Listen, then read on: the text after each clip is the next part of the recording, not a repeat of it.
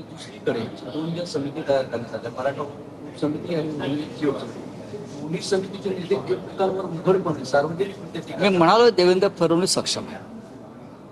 राज्याचं नेतृत्व देवेंद्र फडणवीस हे सगळे प्रश्न जे आहेत राज्यातल्या अंतर्गत, पक्षांतर्गत, त्यांच्या युती अंतर्गत, कॅबिनेट अंतर्गत सक्षम आहे. मंत्र्यांपर्यंत पोहोचणार. मंत्र्यांचे खून पडले तरी मला आश्चर्य वाटणार.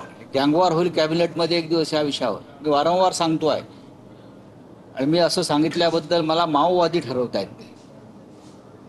बरं, मी सत्य सांगतो, ज्या प्रकारचा संघर्ष कॅबिनेटमध्ये चाललेला, मग भुजबळजी असतील, मग इतर समाजाचे लोक असतील, ज्या प्रकारचं सरकारमध्ये जो संघर्ष टोकाचा, स्वतः भुजबळ म्हणतात अराजक होईल,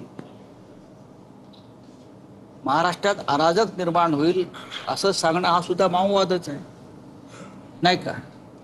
मग जनसुरक्षा कायद्याखाली तुम्ही भुजबळांवरती कारवाई करणार आहात का? काल या मिंदे गटाचे लोक मुंबईच्या पोलीस आयुक्तांना भेटले माझ्यावर कारवाई करा सांगण्यासाठी. देशद्रोहाचा गुन्हा दाखल करा का?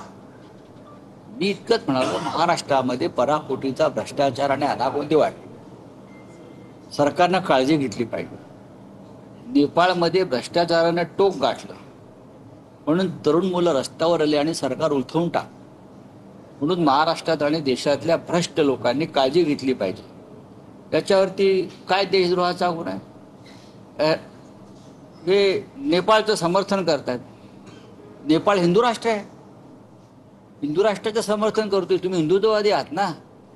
मूर्ख लोक आहेत जे सरकारमध्ये बसलेले आहेत, किंवा नरेंद्र मोदी आणि अमित शहानी त्यांना आपला मांडीवर बसवलेला आहे घटनाबाह्य पद्धती. मूर्ख लोक आहे हे. फक्त ठेकेदारांकडून पैशाचे व्यवहार करू शकतात मोठ्या प्रमाणात आणि पैशाच्या माध्यमातून सत्ता आणू शकतात किंवा टिकवू शकतात. यांना जनतेने मतदान केलेलं नाही, एवढं मी वारंवार सांगतो.